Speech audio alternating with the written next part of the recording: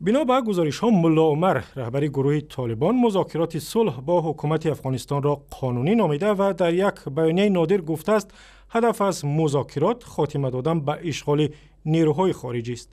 در بیانیه ملا عمر که طالبان روز 15 ایول در وبسایتشان نشر کردند آمده است تا زمانی که همه سربازان خارجی افغانستان را ترک نکنند گفتگوهای صلح معنی ندارند. گروه اصل نمایندگان حکومت افغانستان روز 7 ایول با هیئتی از طالبان در پاکستان درباره پایان دادن خونریزی در افغانستان گفتگو کردند و صحبت برنامه امروزه هم در همین باره است. با همکارم از رادیو افغانستان آزاد جان آقا علی کوزی.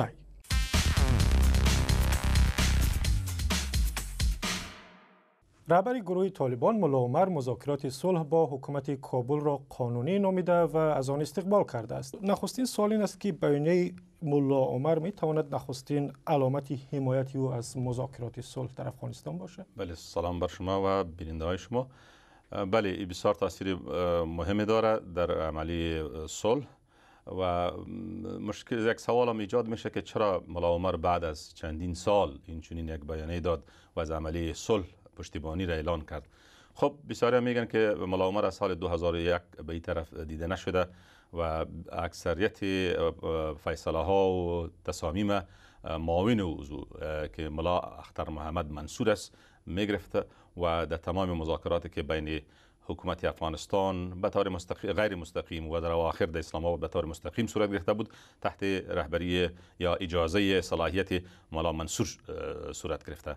خب به هر صورت این یک اقدام بسیار مثبت است و یک تحول بسیار بزرگ برای عملی صلح افغانستان است و طالبان دیگر رام ندارند بجز از اینکه با صلح لبیک بگویند و با حکومت افغانستان همین مذاکرات صلح به پیش ببرند، به خاطر از اینکه داعش در افغانستان رو به فعالیتشان افزایش پیدا کرده و خود رهبری طالبان هم با مشکلات مواجه شده است. و طالبان چندین دفعه برای مذاکرات صلح اظهار آمادگی کردند ولی در نهایت تمام این مذاکرات به نتیجه انجام یافته است. این هم میتوند یکی از مذاکرات بی نتیجه باشه؟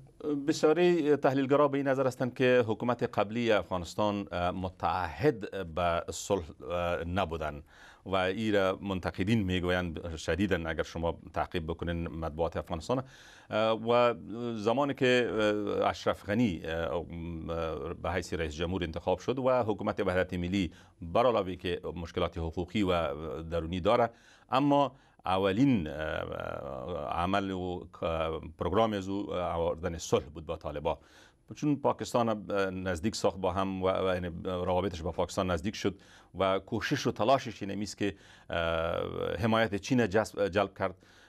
پس یک اراده قوی به وجود آمد با آمدن حکومت جدید.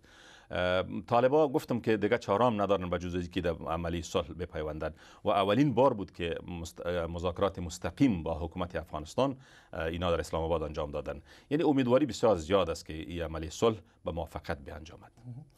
تشکر. همکارم جان آقا علی کوزی از رادیو افغانستان آزاد با ما صحبت میکرد. تشکر بشم.